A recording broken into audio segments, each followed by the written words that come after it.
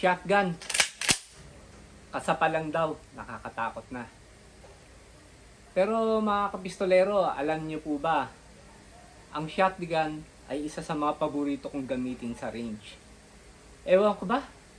Parang ang feel ko pag pumuputok ng shotgun boom! Parang napaka-macho, di ba? Pero yung iba, takot dito. Ayaw nilang pumutok ng shotgun. Una daw kasi, masakit. Masakit daw sa braso. Tapos pangalawa, parang natatakot sila kasi sobrang lakas daw kasi nung putok. Pero, ang shotgun, parang ano yan parang kabayo. Madali siyang paamuhin, madali siyang itim. Basta tama lang yung paggamit natin.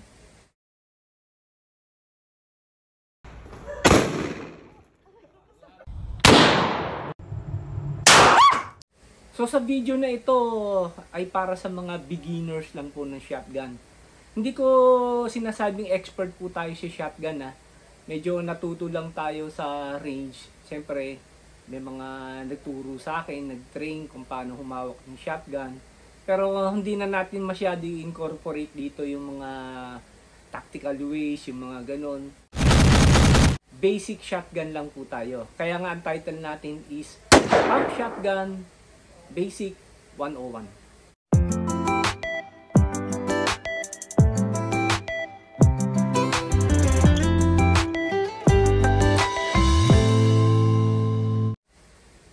Kaya sa video na ito ay ipapakita din natin yung iba't ibang klase ng bala ng shotgun.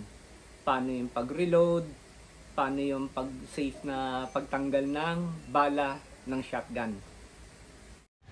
Unahin muna natin ang mga basic parts ng pump action shotgun. Ito yung fore-end o yung pangkasa. Yan, ito naman yung magazine tube. So, 6 ang kasya dyan.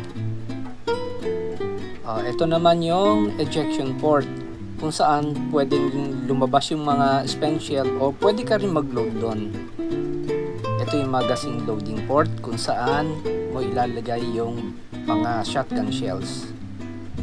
Ayan. At nakikita yung maliit na button na yan. Yan yung action bar release. Ayan. Pipindutin nyo para maikasan nyo yung shotgun. Siyempre, hindi mawawala yung trigger. O ayan, yung safety.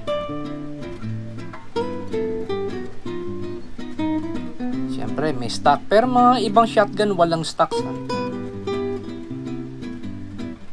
Ito yung barrel. Yan. Tapos, yung front sight.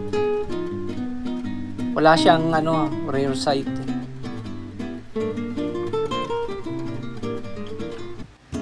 May 3 klaseng bala ang shotguns.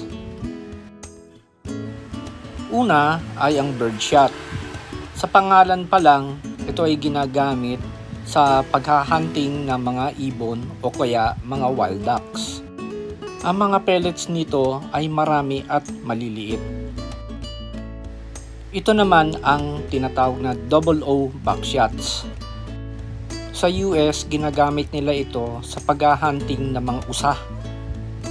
Mas malalaki ang mga pellets nito sa loob. At ito naman ang tinatawag na slug. Makikita po ninyo, imbis na pellet ay isang buong tingga ang nasa loob. Paano naman ang pag-load ng shotgun shells? Gagamit tayo ng dummy rounds. Ang unang paraan ay pwede kayong mag-load sa magazine loading port. Ang isa pang paraan ay ang tinatawag nilang emergency reload. Isalpak lang ninyo yung shell tapos itulak pa forward yung pangkasa. Paano naman ang safe way sa pagtanggal ng bala sa chamber? Siyempre, ang una, dapat finger off the trigger.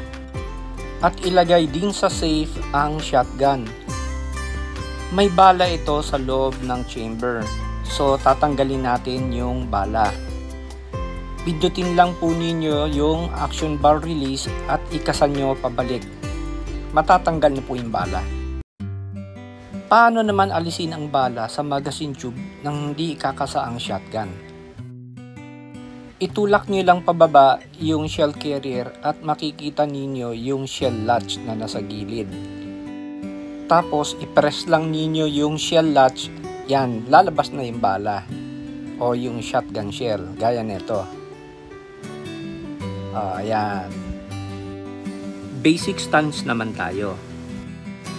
Dapat medyo naka-lean forward ang inyong katawan. At yung isang paa naman ninyo ay naka-abante ng konti. May tulong po ito sa pag-absorb ng recoil. Ang buttstock ng shotgun ay dapat nasa shoulder. Huwag sa braso, kasi pag sumipa yung shotgun, sigurado yan, masakit yan. Dito sa may muscular part ng inyong shoulder.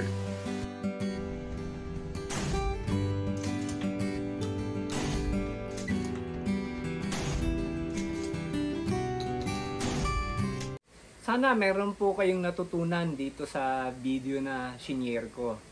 At sa mga natatakot pong pumutok ng shotgun dyan, subukan nyo. Punta kayo ng range, pwede naman kayong mag-rent ng shotgun at subukan po ninyo. Mga kapistolero, marami pong salamat sa mga nagko-comment po at nag-i-interact sa aking YouTube channel at sa aking Facebook page. Marami pong salamat sa mga comments po ninyo.